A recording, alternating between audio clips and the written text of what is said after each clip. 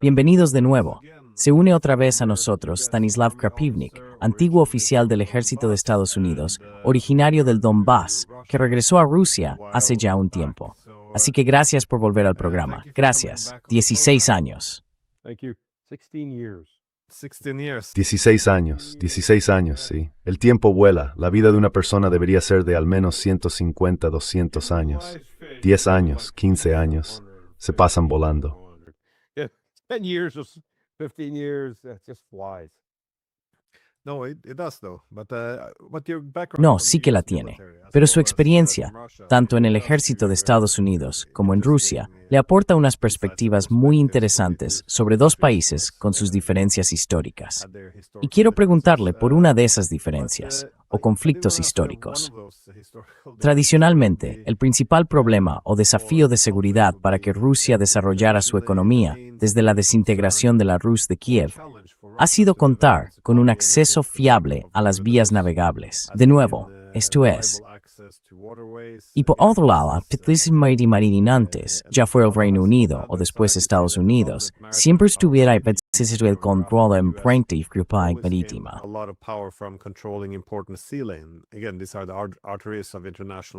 De nuevo, estas son las arterias del comercio internacional y también son necesarias para desplazar soldados. Por eso, tanto los británicos como los estadounidenses siempre imponían bloqueos navales, o al menos procuraban que sus adversarios tuvieran corredores marítimos poco fiables. Es una estrategia clave de contención. En cualquier caso, vemos que Estados Unidos está perdiendo ahora parte de ese control.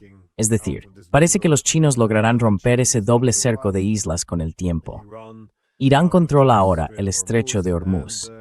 Y aunque un objetivo clave de atraer a Ucrania a la órbita de la OTAN en 2014 era obviamente expulsar a Rusia del Mar Negro, o al menos debilitar significativamente su posición allí, ahora vemos un desarrollo muy nuevo.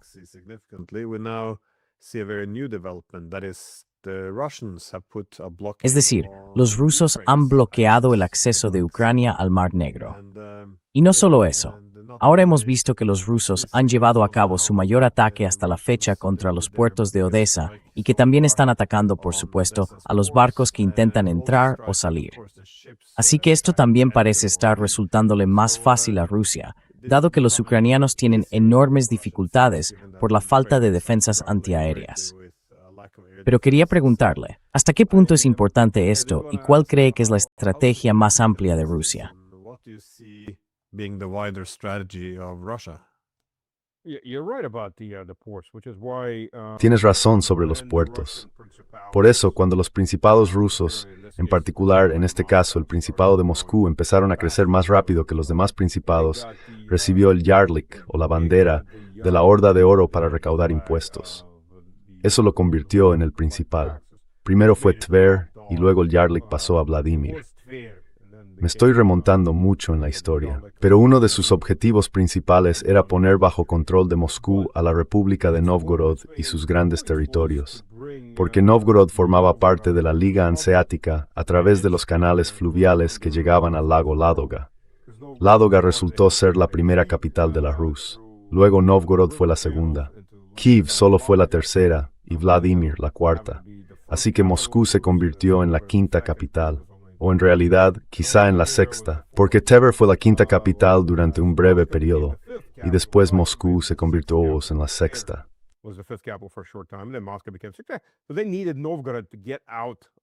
Pero necesitaban Novgorod para dejar de estar sin salida al mar, completamente sin salida al mar. Controlaban un tramo del río Volga, pero el problema del Volga es que tarde o temprano, si bajas lo suficiente hacia el sur, llegas a la estepa abierta, que en aquel momento era estepa abierta, y te encuentras con nómadas, saqueadores, y así sucesivamente. Para llegar al Mar Negro, hacía falta mucho esfuerzo para bajar hasta allí. Y el Volga, como sabemos, desemboca en el Mar Caspio, que también es una ruta comercial. Después había que transportar los barcos por tierra hasta el Don y salir al Mar Negro por esa vía. Así que suponía mucho esfuerzo y era una ruta muy difícil. Así que sí, Novgorod era la capital principal. Por eso al final se construyó la capital de verano, San Petersburgo, como un puerto importante. St. Petersburg was built as the major port. Así que sí, ese siempre ha sido un problema importante para Rusia. Rusia, mucho antes de San Petersburgo, ya tenía Arcángel. Pero el problema es que Arcángel pasa casi medio año bloqueado por el hielo, al menos entre 4 y 5 meses bloqueado por el hielo. Así que no es un puerto fiable y está demasiado al norte. Así que sí, esa siempre ha sido la mayor debilidad de Rusia en ese sentido. Y cuando tuvo lugar en Ucrania, la revolución de la dignidad del Maidán, si es que se puede llamar así sin sonrojarse, se suponía que Crimea iba a convertirse en el portaaviones de Estados Unidos para poder básicamente expulsar a Rusia del Mar Negro. Porque habrían podido cerrar a Rusia el Mar de Azov y los puertos rusos que había allí, en el Mar de Azov en aquel momento, y amenazar obviamente a Napa y los puertos de Novorossiysk.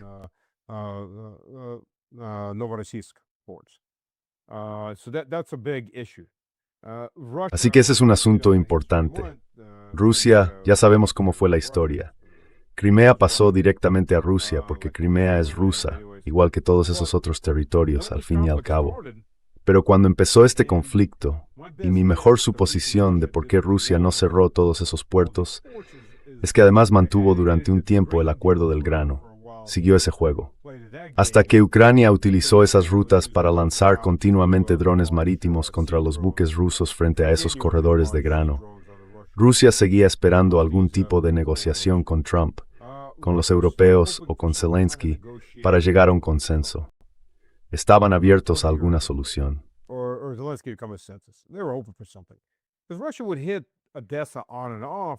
Porque Rusia atacaba Odessa de vez en cuando como represalia por algún ataque con drones acuáticos, pero no causaban daños importantes ni cerraban ese puerto. Ahora Ucrania tiene 7 puertos en el oeste.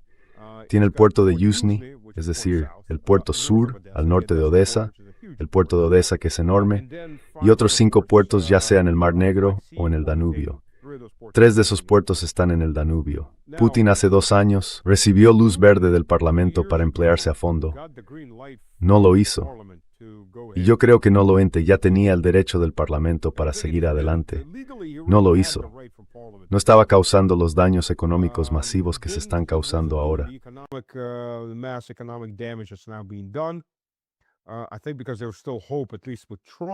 Creo que al menos con Trump todavía hay esperanza. Quizá podamos llevar a cabo algún tipo de negociaciones. Si no, al menos esto dice que el espíritu de Anchorage ha sido finalmente sacrificado. Algo que debería haberse hecho 2 minutos después de que lo perdonaran. El espíritu de Anchorage debería haberse llevado al patio trasero y fusilado de inmediato. Pero bueno, le dieron una oportunidad, pero por fin ha sido sacrificado de una vez por todas. Ese zombie ha sido eliminado. Lo vemos porque Rusia ha cerrado ahora el Mediterráneo occidental. Puede que algún día también cierre el Mediterráneo occidental, pero cerrará el Mar Negro occidental, y siempre ha podido hacerlo.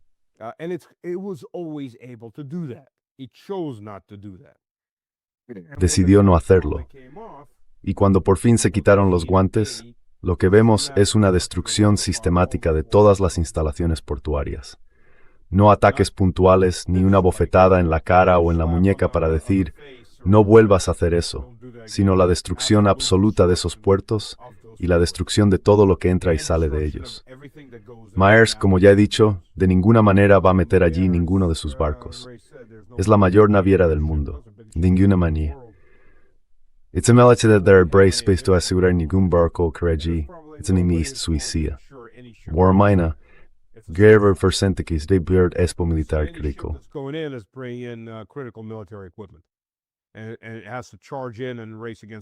Y tiene que entrar a toda velocidad y competir contra el reloj antes de que lo machaquen e intentar descargar, por cierto, antes de que lo hundan. Así que Rusia fue con todo, fue muy a lo grande, y demostró que puede escalar mucho más de lo que la OTAN puede escalar en esa zona a través de sus aliados. Ucrania tiene enormes problemas y la OTAN tiene una factura bien grande y abultada. Va a tener que aparecer. Así que a los contribuyentes de la Unión Europea, a los contribuyentes estadounidenses, a los contribuyentes canadienses, sean generosos, sean muy generosos. No necesitan esa atención médica. Ya pueden morir más tarde en su propia cama sin atención médica. Ucrania necesita ese dinero. Sus hijos no necesitan un libro de texto nuevo.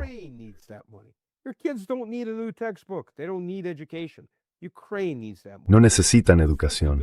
Ucrania necesita ese dinero. Son $50,000 millones que Ucrania ya no va a poder exportar. Y eso sin contar las armas que se estaban importando, las armas pesadas que no podías pasar de contrabando por la frontera dentro de un coche civil. Pero esto es solo una parte del problema. El Mar Negro está cerrado. De hecho, está muy cerrado. Es un mercado de exportación de $50,000 millones al que Ucrania ya no puede acceder con grano, mineral de hierro, semillas de girasol, aceite y otras cosas. Ya está. Está cerrado. Proponían usar el puerto de Constanza.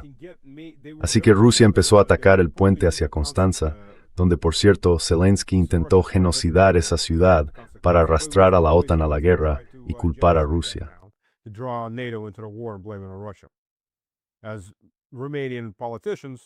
Como han afirmado políticos rumanos ajenos al círculo selecto que gobierna, Constanza tiene el 20% del volumen de Odessa, y eso sin contar siquiera los otros 6 puertos en conjunto.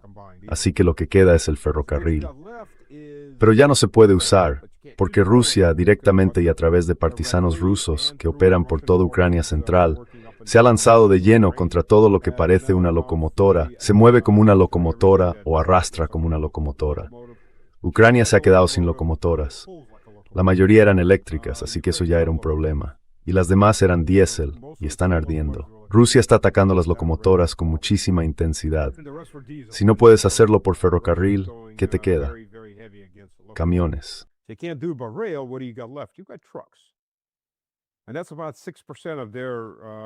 Y eso supone alrededor del 6% de sus exportaciones, las que pueden ir por carretera. Y recordamos lo que ocurrió la última vez que salieron exportaciones ucranianas. Los polacos, los eslovacos, los húngaros no estaban demasiado entusiasmados con esa idea. Pegaban a conductores ucranianos en la frontera, bloqueaban los camiones durante semanas hasta que los productos más perecederos se pudrían. Y aunque se suponía que esos camiones iban a Europa Occidental, muchos de sus productos y su trigo acababan de hecho descargándose en Europa del Este. Y eso estaba dañando muy gravemente al sector agrícola local. Por supuesto, se prevé que los rendimientos de las cosechas de este año en Europa caigan un 40%. Eso es hambre. Quizá no países enteros, pero las clases más bajas van a pasar hambre. Eso es inanición.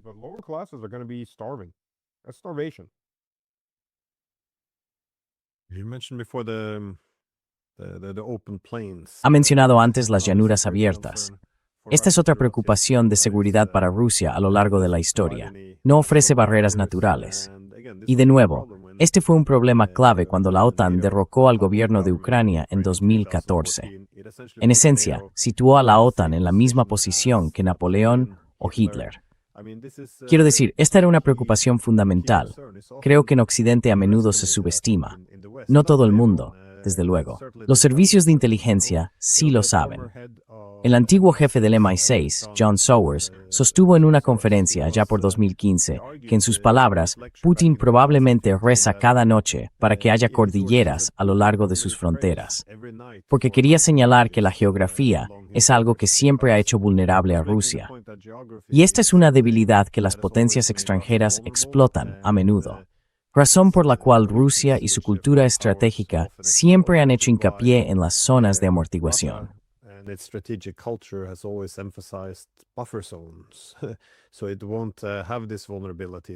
Así que ya no tendrá estas vulnerabilidades.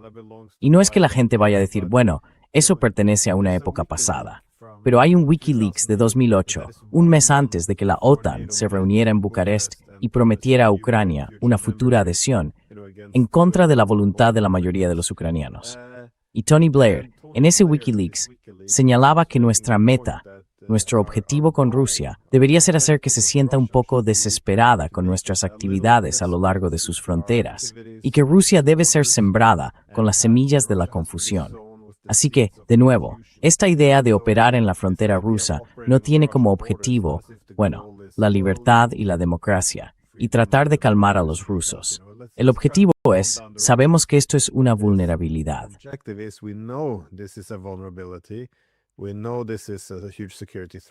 Sabemos que esto supone una enorme amenaza para la seguridad. Y estos son los botones que podemos pulsar para, ya sabe, demostrar nuestra firmeza por usar las palabras de Tony Blair frente a los rusos. Así que de nuevo, creo que el discurso del MI6 decía que se trataba de, ya sabe, intentar entender qué están pensando los rusos. En cualquier caso, dada esta vulnerabilidad de la que la OTAN se ha aprovechado para debilitar a Rusia, no debería sorprendernos demasiado que esta idea de las zonas de amortiguación vuelva a aparecer en el pensamiento estratégico ruso. Está reapareciendo, diría yo, con mucha fuerza si escuchamos a Putin cuando justifica lo que están haciendo en Sumy y Kharkov, y posiblemente pronto también en Chernigov. En esencia, están hablando de zonas de amortiguación.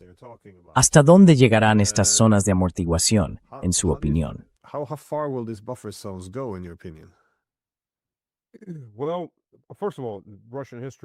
Bueno, antes que nada, la historia rusa sí y no, en el sentido de que no tenemos barreras. Sí las tenemos.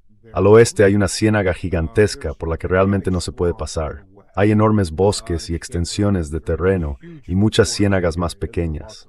Pero el problema siempre ha sido, sí, el sur.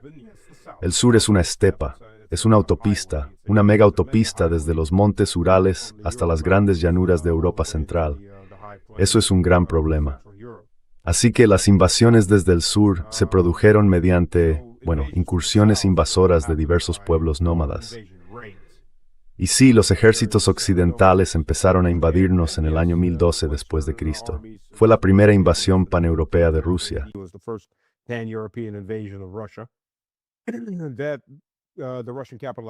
Y la capital rusa en aquel momento era Kiev. Así que sí, fueron a por Kiev y aquello transcurrió por zonas más o menos abiertas.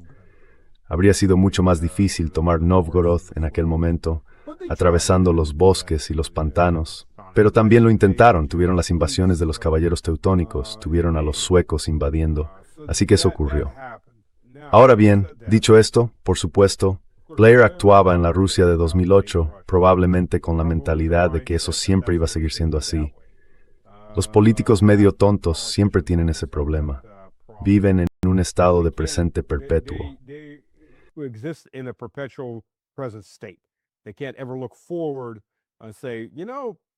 Nunca pueden mirar hacia adelante y decir, bueno, algún día, quizá antes de lo que pensamos o esperamos, Rusia volverá a ponerse en pie y tendrá el ejército más grande de Europa, capaz de arrollarnos. Puede que no sea lo más inteligente, porque cuando una gran potencia o una superpotencia está en un estado de inquietud, especialmente cuando sus zonas del sur están amenazadas, hablamos de Voronezh hasta el Caspio, quiero decir, las montañas del Cáucaso. El Cáucaso Norte lo probablemente lo que era gran potencia sería destruir sobre ti en los perscorgen personas cordos terrasa también sur cruzas.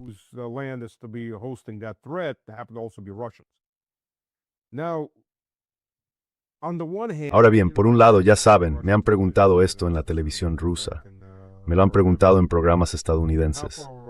¿Hasta dónde llegará Rusia? Ya saben, dije, no lo sé. ¿Londres, París, Berlín?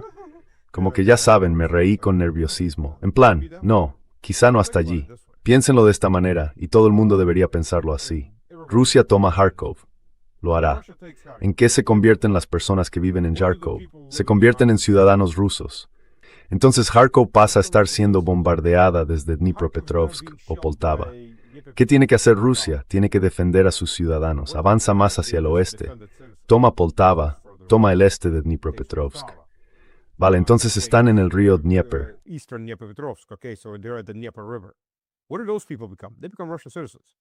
¿En qué se convierten esas personas? Se convierten en ciudadanos rusos. Ahora las están bombardeando desde el otro lado del río Dnieper. ¿Qué va a hacer Rusia? Va a cruzar el Dnieper y va a destruir a quienes las están bombardeando, y probablemente creará una nueva zona de seguridad. Pero las personas que estén en esa zona de seguridad se convierten en ciudadanos rusos. Así que dicho de otro modo, Rusia va a seguir avanzando hasta que llegue a alguien que no quiera disparar.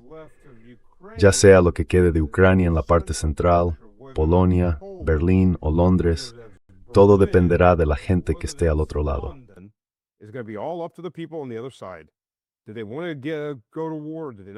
¿Quieren ir a la guerra o no quieren ir a la guerra? Si quieren ir a la guerra, los tanques rusos avanzarán en esa dirección. Y Rusia se está preparando para una guerra a gran escala. No nos engañemos. Todo lo que dicen, día tras día, estos políticos europeos trogloditas se oye alto y claro. Rusia ha estado fabricando entre 1.200 y 1.500 carros de combate principales al año durante los últimos 3 años. Mientras moderniza los chasis de los T-72, le tapan las torretas y les colocan las torretas del T-90 ProRev, las más modernizadas, sobre ese chasis, porque el T-90 al cabo está construido básicamente sobre un chasis de T-72.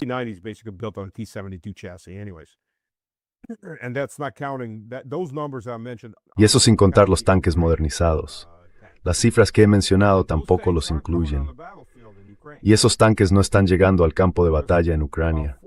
Hay unos 4.000 carros de combate nuevos, con misiles guiados por láser disparados desde el cañón.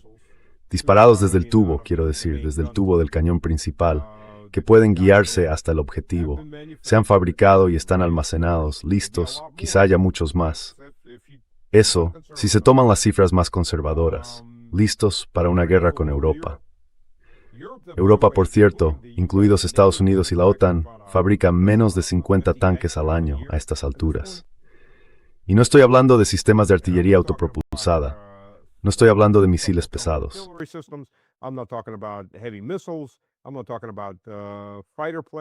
No estoy hablando de cazabombarderos, ni bombarderos pesados. No estoy hablando de todo eso.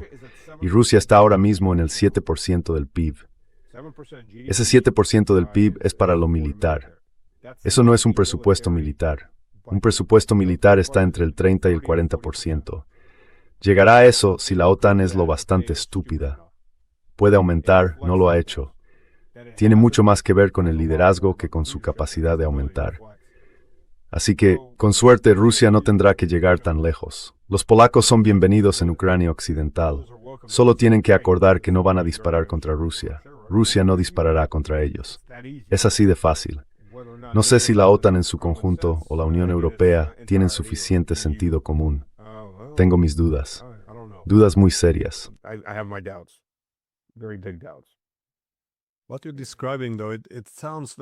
Sin embargo, lo que usted describe se parece mucho a la expansión hacia Asia Central del siglo XIX, porque lo que hicieron allí los rusos fue que cuando construían los ferrocarriles, tenían un pueblo o una ciudad, luego tenían que protegerlo, crear una zona de seguridad y finalmente tenían que proteger también eso.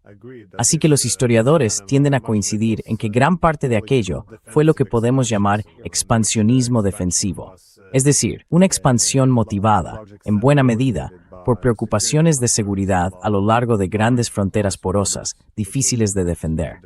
Pero insisto, este es esencialmente el consenso entre los historiadores.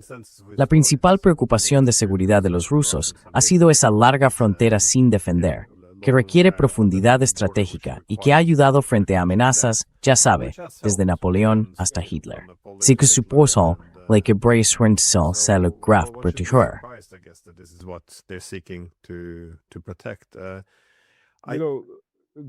¿Sabes, Glenn?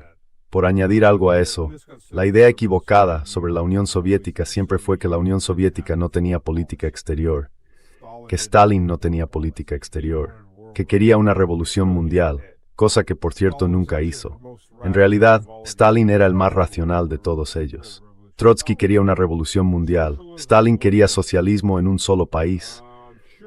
Claro, ayudaron a financiar algunos de esos grupos revolucionarios aquí y allá, pero ese no era el objetivo de su política exterior. Y si de verdad analizas la política exterior de Stalin, esto fue después de Lenin y Trotsky, no era muy distinta de la política exterior de los zares, y tampoco es tan diferente de la política exterior de la Rusia actual.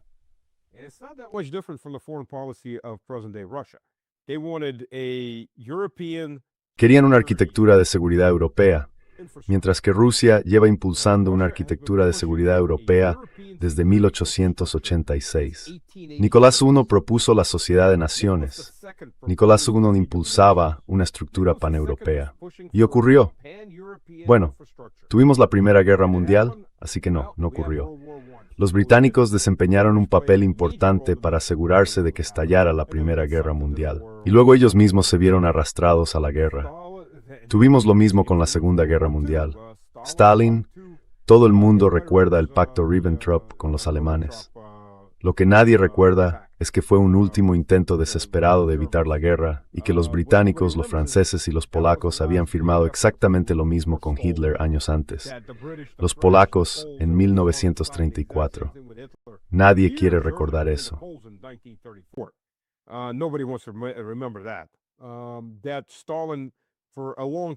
Que Stalin durante mucho tiempo intentó organizar un movimiento de defensa contra Hitler, que los británicos y los franceses simplemente fueron dando largas, que los polacos eran quienes lo echaban todo a perder, asegurándose de que eso no ocurriera.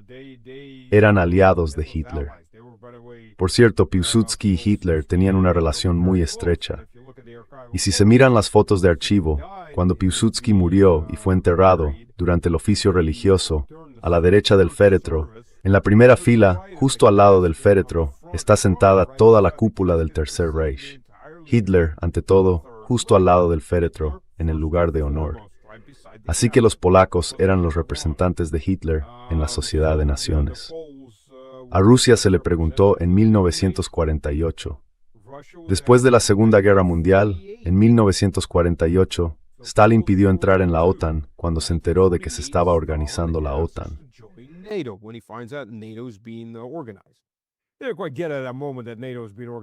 En ese momento no lo entienden del todo, que la OTAN se está organizando contra él.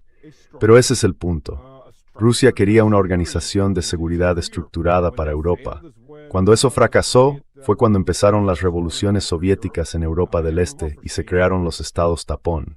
Era bastante evidente que Estados Unidos y los ingleses estaban empeñados a toda costa en atacar a Rusia. Y por cierto, según documentos desclasificados que salieron a principios de este año y hacia finales del año pasado, no sé por qué tardaron tanto, al parecer, la inteligencia soviética identificó que los británicos y los franceses intentaban organizar una invasión de la Unión Soviética que planeaban lanzar en 1941. Por eso, Chamberlain intentaba convencer a Atatürk de que invadiera el Cáucaso.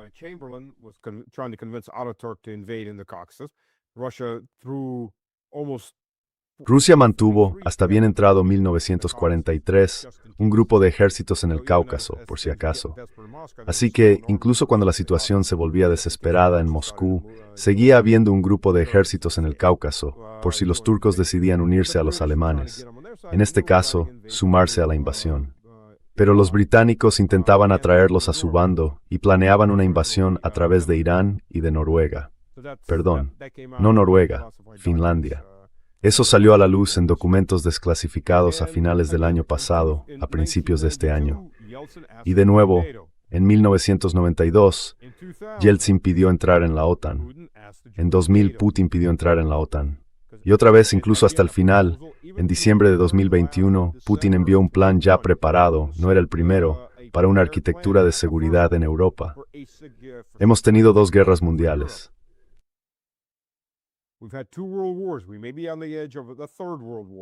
Puede que estemos al borde de una tercera guerra mundial porque los dirigentes europeos y tanta gente que los sigue son unos idiotas sin cerebro, incapaces de pensar que van a ser exterminados. Han perdido toda su civilización 2 veces. La edad de oro de la civilización europea murió en 1914 porque Rusia era el malo de fuera, porque no querían vivir en paz. Bueno, ya saben, supongo que no quieren vivir en paz. No quieren vivir. Vamos directos a repetir algo entre la Primera y la Segunda Guerra Mundial. Por cómo está empezando, se parece más a la Segunda Guerra Mundial. Veremos si termina como la Primera o como la Segunda Guerra Mundial. Porque para quienes no lo sepan, la Primera Guerra Mundial no terminó.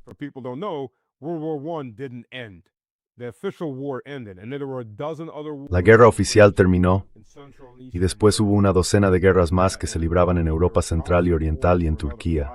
Hubo guerras constantes durante otros 5 años. Ese fue el final de la Primera Guerra Mundial. La Segunda Guerra Mundial terminó, La Primera Guerra Mundial empezó de golpe y todo el mundo corrió hacia la Guerra Gloriosa. Todo empezó bastante rápido. La Segunda Guerra Mundial comenzó con muchos conflictos localizados y fue creciendo hasta convertirse en una guerra mundial, pero terminó de forma clara. Después ya no hubo más combates, así que veremos cómo va. Puede ser lo mejor de ambas o lo peor de ambas, pero esa es la cuestión. Rusia lleva 140 malditos años pidiendo una arquitectura de seguridad europea clara, y Europa ha decidido que prefiere suicidarse por tercera vez antes que hacer eso.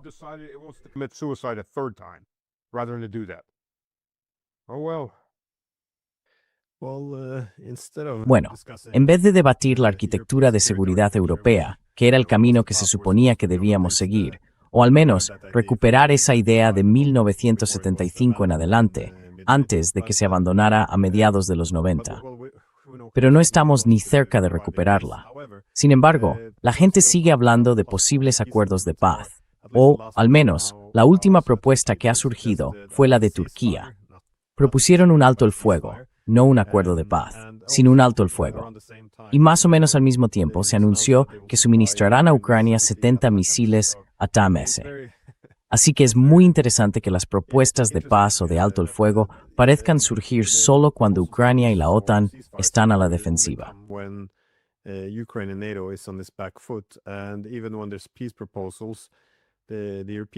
Incluso cuando hay propuestas de paz, los europeos, ya sabes, sugieren, bueno, tengamos un alto el fuego y podremos enviar nuestras tropas a Ucrania. O ya sabes, ahora vemos algo parecido con Turquía. Veo que Rusia no respondió favorablemente a esto. ¿Veías entonces alguna vía con Turquía? ¿O quién sería el mediador más probable si se reanudaran algunas conversaciones? Porque parece que, bueno, Rusia ha escalado ahora más de lo que muchos esperaban, al menos en Washington, y parece previsible que a medida que las cosas vayan muy mal, vuelvan a surgir voces que pidan algo que al menos se parezca a la paz, o que suene a paz.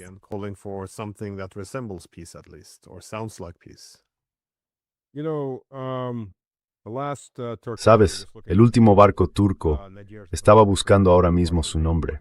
No tengo muy claro por qué usaron el nombre ruso. El último barco turco alcanzado por Ucrania está siendo sacado ahora del puerto tras ser reparado para volver al servicio. Era un carguero de grano.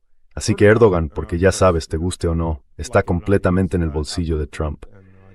Y ha demostrado ser una auténtica prostituta en numerosas ocasiones. Como cuando se queja de que Israel está llevando a cabo un genocidio contra los palestinos y luego envía 57 petroleros de crudo a Israel. Y su gente está muy enfadada con él ahora mismo, así que puede que no siga ahí mucho tiempo, porque incluso mientras Ucrania dispara libremente contra barcos turcos, él va a suministrar a Ucrania. ¿Qué esperas de los turcos? Quiero decir, por el amor de Dios, ¿qué se puede esperar de ese liderazgo? Han sido lo que siempre han sido, matones de doble cara, traidores y asesinos. Los mismos matones que perpetraron un genocidio contra cristianos, alawíes y chiíes en Siria, al menos en el norte de Siria. Ellos, por supuesto, ya sabes, si estás ganando una guerra no vas a pedir un alto el fuego. Quiero decir, estamos avanzando. Vayamos a un alto el fuego, no lo ha dicho jamás ningún general en ese momento. Así que por supuesto quieren un alto el fuego porque están perdiendo. Quieren un alto el fuego aéreo porque están perdiendo. Quieren un alto el fuego porque están perdiendo. Quieren un alto el fuego a lo largo de la línea de contacto porque están perdiendo.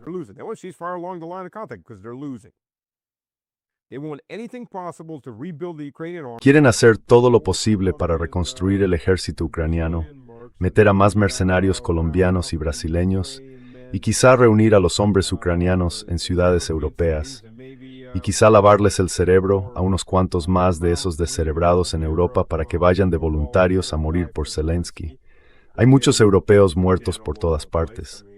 Quiero decir, se están quedando sin sitio para enterrarlos. pero siguen queriendo ir.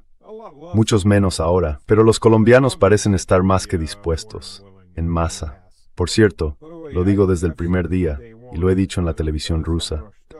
El gobierno ruso debería recoger los cuerpos de todos estos mercenarios, meterlos en féretros con toda dignidad y colocar esos féretros justo delante de todas y cada una de las embajadas.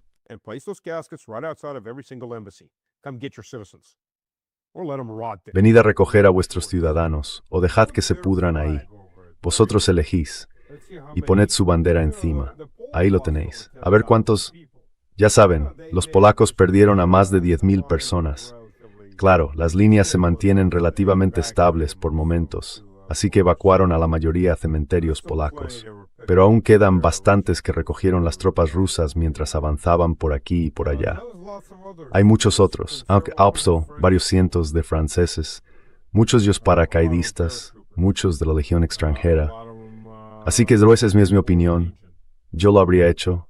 Los habría colocado a todos delante de todas y cada las embajadas.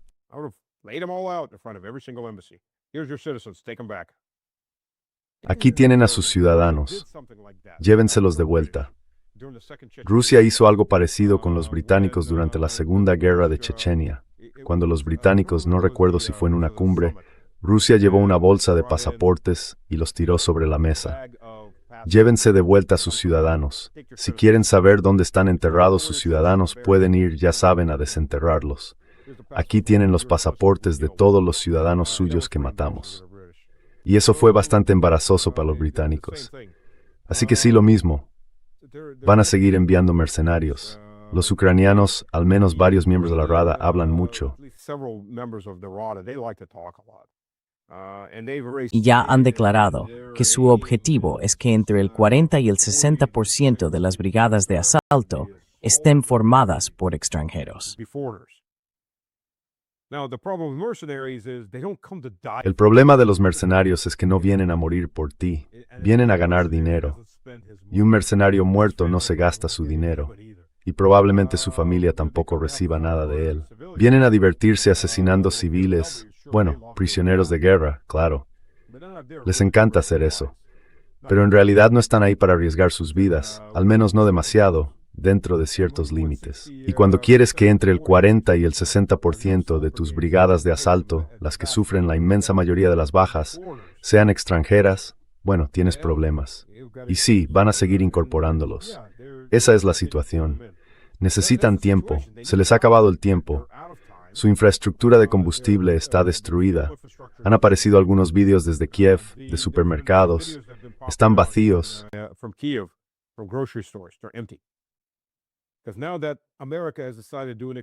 Porque ahora que Estados Unidos ha decidido librar una guerra económica contra Rusia a través de Ucrania, Rusia ha empezado a atacar todos los objetivos económicos ucranianos que no había atacado durante 4 años, incluidos los almacenes de alimentos y las redes de transporte. Eso es todo. Bienvenidos a la realidad. Rusia puede escalar mucho más rápido que Occidente, incluso hasta llegar a las armas nucleares. El hecho de que no lo haya hecho es interpretado, por desgracia, por las élites occidentales, por los pedófilos de Epstein, desde Washington D.C. hasta Londres, Bruselas y Berlín, como que Rusia es débil y no puede hacerlo. Acaba de demostrarles que sí puede hacerlo. Quiero decir, lleva demostrándoselo. Cerró el Mar Negro Occidental, destruyó la infraestructura ucraniana de combustible, sigue desmantelándola, ha destruido su red ferroviaria, las locomotoras, está atacando sus almacenes de alimentos. Se acerca el invierno.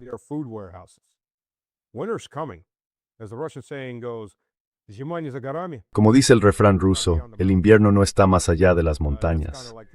Es algo parecido a Canción de Hielo y Fuego o a la serie de HBO Juego de Tronos. Se acerca el invierno. Es el mismo concepto. El invierno no está más allá de las montañas. Así que, ¿qué le pasa a Ucrania cuando no hay comida ni energía y las temperaturas bajan a -10, -15 grados? Si ese es un invierno normal, al menos en la mitad norte de Ucrania. Tienen problemas graves. Y Europa, por cierto, no va a estar mucho mejor. Europa está en torno al 30% de llenado de gas. Sé que vosotros los noruegos no tenéis ese problema. No os vais a congelar. El resto sí. Ahora deberían estar cerca del 90%. Están en el 30, el 40%, probablemente incluso menos. Y las cosechas, la de este año, van a tener un volumen un 40% menor. Así que hay problemas graves en todas partes. Así que mandad más dinero a Zelensky.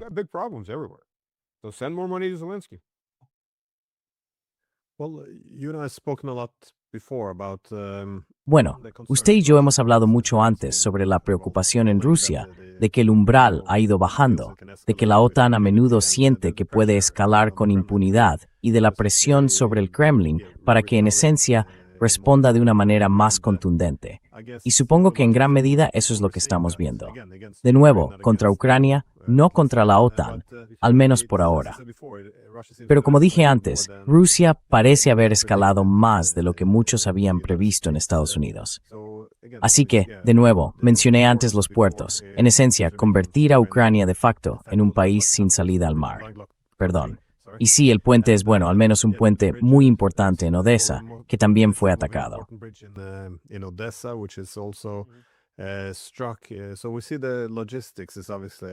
Así que vemos que la logística es obviamente un objetivo clave. Lo que vemos es que la zona de seguridad de Kharkov y Sumy se está ampliando. Se habla de la posibilidad de, algunos movimientos rusos en torno a Chernigov y de que esto pueda ser un nuevo frente. ¿Qué cree que ocurrirá ahora? Porque la retórica rusa y el ánimo parecen estar endureciéndose, y eso viene acompañado de acciones. Lo ha mencionado, van contra la energía, y ahora también se centran cada vez más en la logística, es decir, almacenes, ferrocarriles, estaciones de petróleo y gas, etc. También puentes y cualquier cosa que pueda paralizarlo todo. Así que, ¿hacia dónde cree que se dirigen ahora los rusos?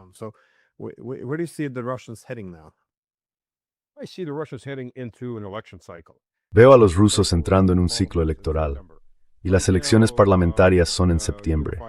Ahora mismo, Rusia Unida tiene una supermayoría. Lo más probable es que después de estas elecciones ya no la tenga. Los otros dos partidos van a comerse una buena parte de su... No, probablemente seguirán teniendo mayoría, pero no una supermayoría. Así que tendrán que elegir con quién formar gobierno. Con el LDPR. Yo soy miembro del Partido Liberal Democrático, que, por cierto, es un nombre engañoso porque no es liberal. Es un partido muy conservador, de derechas, o con los comunistas, que son un partido de izquierdas, pero una izquierda que no es como la de Europa, que básicamente es liberalismo woke, sino izquierda de verdad.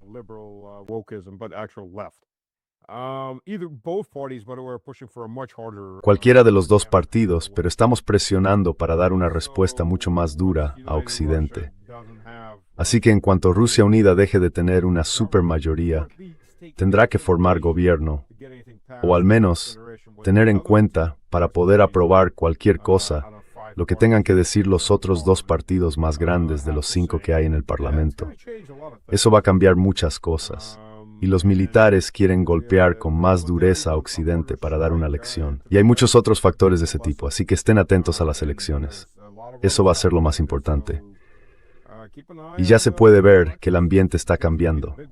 Nadie está ni siquiera considerando las propuestas desesperadas de Occidente, una tras otra, una tras otra. Se vuelven desesperados cuando van a caer.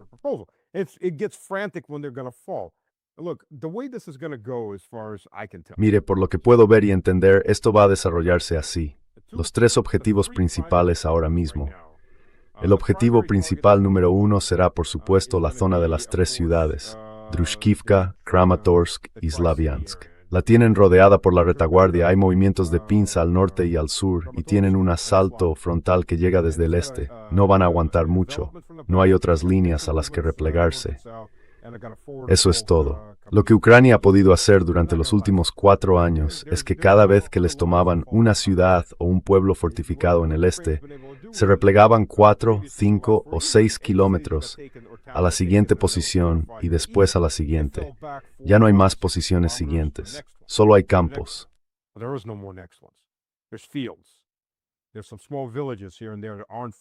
Hay algunos pueblos pequeños aquí y allá que no están fortificados.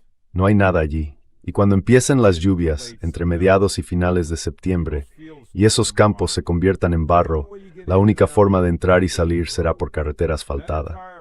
Y toda esa zona de retaguardia, adivinen qué, ya está dentro del alcance de la aviación rusa, la artillería de cohetes rusa y el control de drones rusos. Ya es casi imposible meter y sacar cosas. Dentro de un mes o mes y medio nadie va a salir de allí.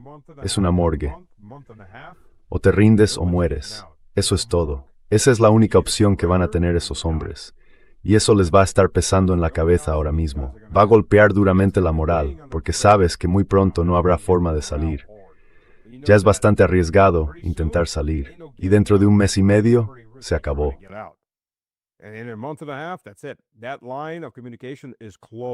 Esa vía de comunicación está cerrada. Y Zelensky y compañía os han sacrificado para que os quedéis ahí y muráis mientras ellos hacen dinero. Todos los soldados ucranianos lo saben, salvo quizá los más fanáticos. Y de hecho, Azov ha demostrado que también lo sabe, porque se ha negado varias veces a llevar a cabo ataques suicidas, a intentar romper cercos y cosas así. Dijeron que no y simplemente se fueron. Así que estos tipos lo saben, y saben que ahora mismo son hombres muertos en vida, pase lo que pase. Da igual que Rusia tome el lugar antes de las lluvias o después de que empiecen. Son hombres muertos en vida.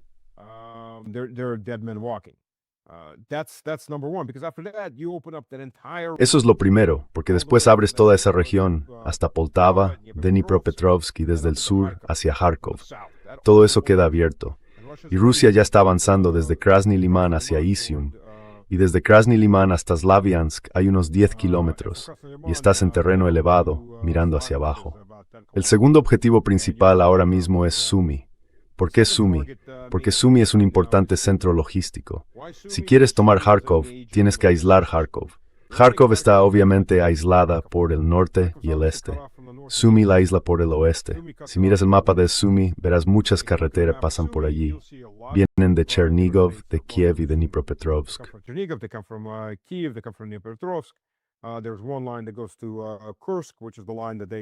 Hay una línea que va a Kursk. Es la línea que siguieron cuando invadieron Kursk y conquistaron un enorme 10% del Oblast de Kursk, quizá un 12% a cambio de 80,000 muertos, incluidos muchos estadounidenses y muchos europeos como mercenarios. Y hay una gran autopista que va a Kharkov. Abastece Kharkov desde el oeste. Si cae Sumy se acabó, o si Sumy queda cercada, ya se pueden cortar esas rutas logísticas con drones, artillería y grupos de sabotaje. Kharkov va a quedar aislada desde todas las direcciones, salvo por el sur. Si cae este conglomerado de 3 ciudades, Kharkov también quedará aislada desde el sur y mucho más rápido. Así que creo Sumy es la número 2, disputándose el mismo puesto con Orikhiv. Orikhiv es casi un círculo.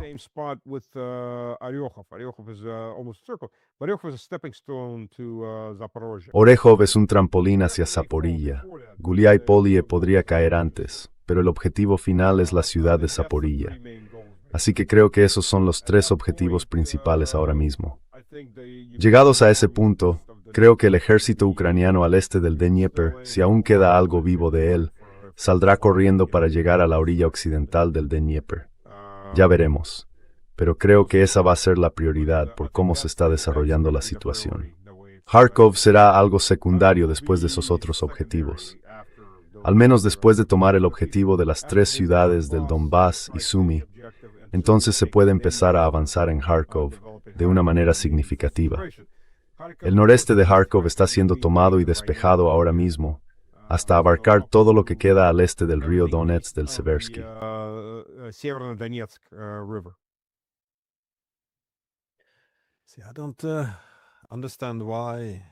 No entiendo por qué los líderes europeos siguen boicoteando la diplomacia.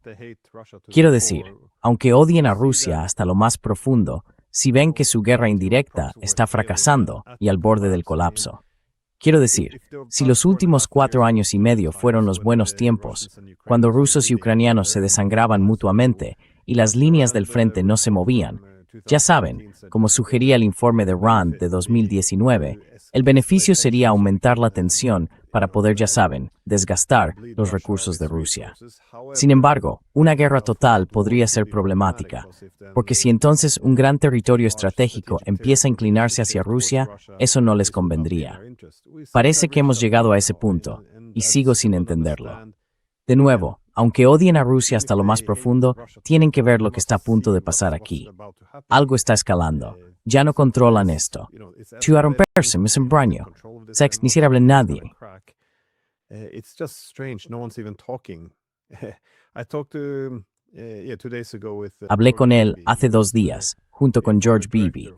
Fue director de análisis sobre Rusia en la CIA y planteaba que si encontramos un acuerdo sobre la arquitectura de seguridad europea, como usted ha dicho que los rusos vienen pidiendo desde hace 140 años, entonces podría ser un juego de suma positiva. Todos ganan, los rusos, los europeos y especialmente los ucranianos, al dejar de ser un estado de primera línea. Pero llevará mucho tiempo. No se puede hablar de la arquitectura de seguridad europea de la noche a la mañana. Entonces, ¿por qué esperar hasta que todo se esté desmoronando? No hace falta hacer ninguna concesión, pero ni siquiera hablar de ello, ni establecer el marco. Es que no lo entiendo. Me gustaría pensar que hay algún plan malvado detrás, pero no creo que ya haya nadie al volante. Creo que es, sí, una tontería, sinceramente. En fin, ¿alguna reflexión final antes de terminar? Anyways, any final thoughts before we finish off? Sí, bueno, en primer lugar, las guerras cobran vida propia. Es mucho más fácil engendrar una guerra que acabar con ella. Y eso se convierte a medida que se cometen más crímenes, contra el pueblo ruso mediante las 4 décadas de terrorismo de Estados Unidos contra Rusia. Llamémoslo por su nombre. Esos drones ucranianos no encontraban objetivos en tiempo real por sí solos. Y esos drones ni siquiera son ucranianos, para empezar. Drones lanzados desde Ucrania. Sería una forma mejor de decirlo. Las guerras cobran vida propia, una vida política.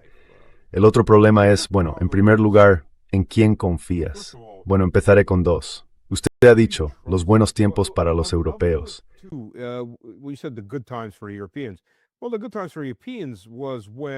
Bueno, los buenos tiempos para los europeos fueron cuando murió 1,5 millones de hombres ucranianos. La guerra anterior, quiero decir, los años anteriores. Las pérdidas ucranianas están ahora entre los 2 y los 2,5 millones, y ha habido varios hackeos de sus sistemas de bases de datos, nombres, direcciones, todo.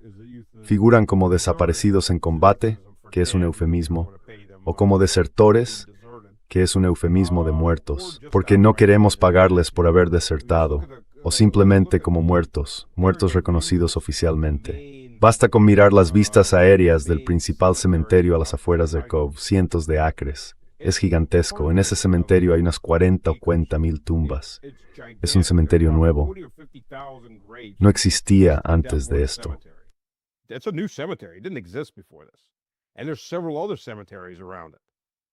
Y hay varios cementerios más alrededor. Quiero decir, estamos ante algo gigantesco. Y ya sabe, son entre 2 y 2,5 millones de muertos. Con una tasa de bajas, que en el peor momento de la guerra con drones, quizá era de 3 o 4 ucranianos por cada ruso. Pero eso está volviendo a subir a donde estaba antes. Durante la mayor parte de este conflicto, especialmente después del 22, el conflicto registraba una media de entre 7 y 10 ucranianos muertos por cada ruso muerto. Quiero decir, ayer fue un día fácil para Ucrania. Solo perdieron a unas 1,200 personas. Ahora están promediando unos 2,000 muertos al día. Hagan las cuentas, y eso no es en días de alta intensidad. Así que a estas alturas, Ucrania no lo estaba pasando bien. Su liderazgo sí lo estaba pasando bien.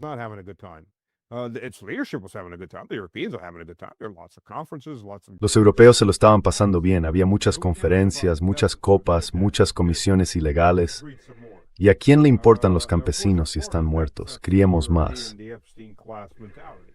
La parte lamentable es que esa es la mentalidad europea, la mentalidad de la clase Epstein. Así es como ven a su propia gente y así es como ven al pueblo ucraniano. Algún tipo de biomaterial de tercera clase para usar como seres humanos. Así que eso por un lado. Pero hay otro punto sobre cualquier tipo de negociación con Europa. Hay 2 problemas al negociar con Europa. 1. ¿Con quién vas a negociar? ¿En quién confías? ¿En la gente que te dice cada día que quiere asesinar a tu país, asesinar a tu pueblo, destruir tu economía, despedazarte en 50 trocitos? The people that betrayed you on every other negotiation? La gente que os traicionó en todas las demás negociaciones. ¿Por qué ibais a hacerlo? No somos los indios a los que se les engaña con cuentas de vidrio. Ya tenemos suficientes cuentas de vidrio. Muchas gracias. No hay nadie en Europa en quien puedas confiar, salvo Fico y quizá Babiš. Y ninguno de esos dos tipos tiene peso. Finjan lo que finjan. Orbán tenía peso. Orbán se ha ido. Magyar es una prostituta de Bruselas que poco a poco está ganando impulso mientras destruye Hungría. ¿Quién Vučić? ¿El señor abrazos y cariñitos con Ucrania? Sí. Y por supuesto, Vučić no forma parte de la Unión Europea. ¿En quién confías dentro de la Unión Europea? ¿En quién confías en la Casa Blanca? Who do you trust in the EU? Who do you trust in the White House? For any kind of negotiations to be held, either they're going to be held with the Para que pueda haber cualquier tipo de negociaciones, o bien se celebrarán con un fusil ruso apuntando a la sien de alguien, y así es como vamos a negociar, o bien se celebrarán cuando se aparte a estos parásitos que gobiernan Europa y entren otras personas en las que se pueda confiar. Y hasta ahora no ha ocurrido. Ya sabe, con esta ruleta rusa de primeros ministros en Gran Bretaña, ¿qué ha cambiado? Es una matrioska. Cada vez son más pequeños y más débiles, pero todos siguen tocando la misma canción. Merz se va y entra AfD. Habrá otra persona que no será mejor, solo otra versión de Merz. Si Merz de verdad se va en otoño, ya veremos. No es más que un rumor de Internet.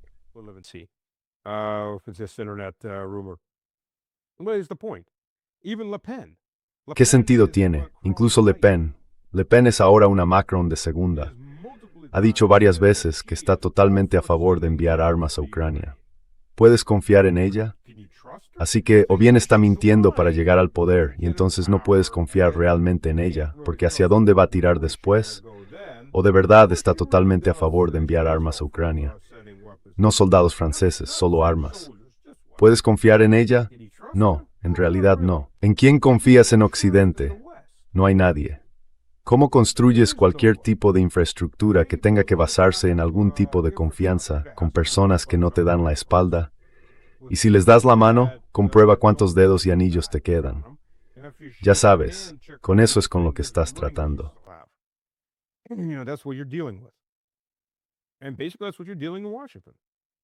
Y básicamente a eso es a lo que te enfrentas en Washington. Quiero decir, mira a Irán. Tienes a varias personas vinculadas a Trump que están saliendo a decir, incluidos militares, decid lo que los iraníes quieran oír hasta las elecciones, y luego ya podremos empezar a bombardearlos de verdad. Lo están diciendo en voz alta. Así que otra vez, ¿en quién confías? Todo Occidente está lleno de élites psicopáticas al estilo Epstein. Y hasta que haya algún tipo de revoluciones, porque probablemente sería necesario para apartar a esta gente, no hay nadie en quien confiar. La confianza ha desaparecido. Ha desaparecido para generaciones, a menos que algo cambie seriamente en estos países europeos.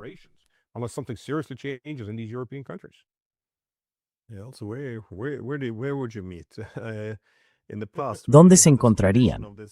Antes teníamos esta tradición de una franja de estados neutrales que iba de norte a sur, ya sabe, que era al menos una herencia de la Guerra Fría. Pero hoy en día, quiero decir, Finlandia, que era la más grande, bueno, yo diría que probablemente uno de los mayores casos de éxito de la neutralidad, se ha convertido ahora en la mayor línea de frente. Y ya sabe, incluso los suizos han abandonado en cierto modo su neutralidad. Así que es muy difícil. Sí, en efecto, ahora la neutralidad se considera una debilidad, ya sabe, algo propio de los políticos de un pasado ingenuo. Y los políticos que llegan ahora saben más. Esa es, en cierto modo, la lógica.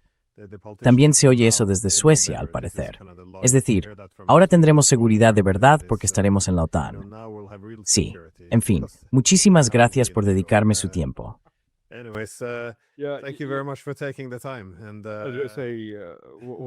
Quería decir una cosa sobre Finlandia. Finlandia fue el sobaco de Europa durante 1000 años. Fue el saco de boxeo del Imperio Sueco. Finlandia se unió a Rusia. Fue un reino autónomo de Finlandia dentro del Imperio Ruso. Por primera vez pudieron gobernarse a sí mismos. Se les dio educación.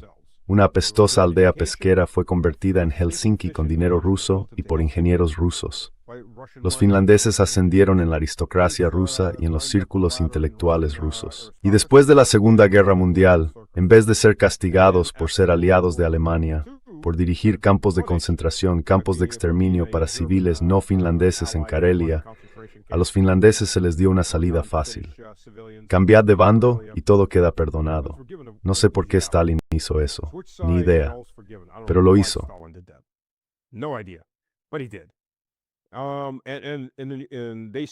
Y firmaron un pacto de neutralidad para siempre, un pacto de neutralidad eterno que obviamente no fue tan eterno. Así que Finlandia está volviendo a entrar, tienes razón, fue una gran historia de éxito. Económicamente fue una gran historia de éxito. Y toda su economía estaba vinculada ante todo a Rusia. Finlandia se está convirtiendo otra vez en el sobaco de Europa. Nadie los necesita, nadie los quiere, salvo por la carne y la frontera. Eso es todo lo que valen los finlandeses. Bueno, no se puede arreglar la estupidez, ese es el problema. Y el pueblo finlandés se volvió estúpido. No todos, obviamente. Conozco a finlandeses que no tienen deficiencias mentales. Entienden lo que está pasando, pero la gran mayoría de los finlandeses tienen deficiencias mentales. Necesitan más vitamina D y quizá algo de creatina, además de eso, para que sus cerebros vuelvan a funcionar.